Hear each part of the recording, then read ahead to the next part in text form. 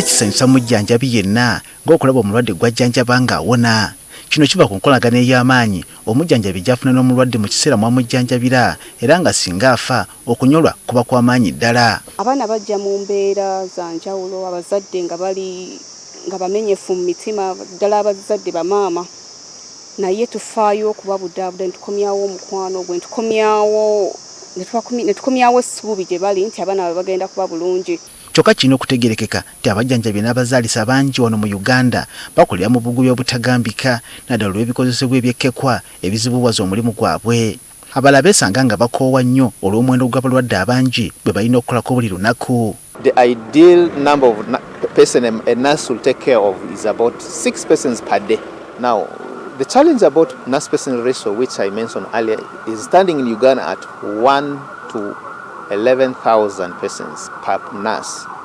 It is something that is, by all standard, WHO standard, by all quality assurance standards, it is beyond the normal capacity of the nurse. And most of the nurses that are out there are not employed, so there's really deployment does not meet the requirement of nurses maybe in the countries. Okusinziira ku bakugu, omujjanjabi gy'akoma okukola ku balwadde abangi n'omutindo gw'obuweereza gye bali gye gukoma okusereba naddala olw'obukoowu. Mu mbeera eno abajjanjabi bangi beesanga bakoze ensobi mu mulimu gwabwe guno. You find a nurse gets exhausted. And once you get exhausted, the brain gets tired. With the moment the brain gets tired, you are going to start making mistakes. And when you start making mistakes, that simply means you are likely going to give a wrong drug, you are likely going to give, a wrong care, you are likely not going to interpret what you are supposed to do, and you are likely going to harm the patient. And we have also realized that maybe in some of the private sectors, they do the underemployment,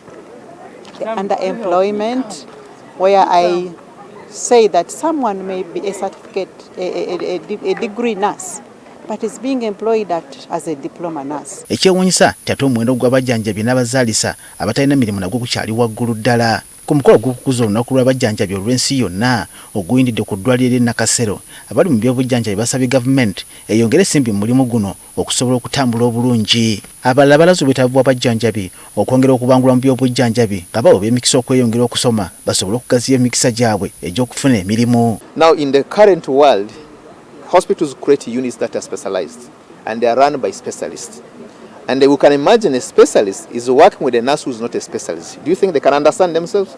They don't understand themselves. That's why it becomes necessary. Where every facility is now transforming into specialization, there is also need for nurses to specialize. If you look at probably our sister countries like Kenya, Tanzania, they do not have certificate nurses. So if there is a job market opened up in the East African region, it will only favor those that are at diploma level and bachelors and moving forward.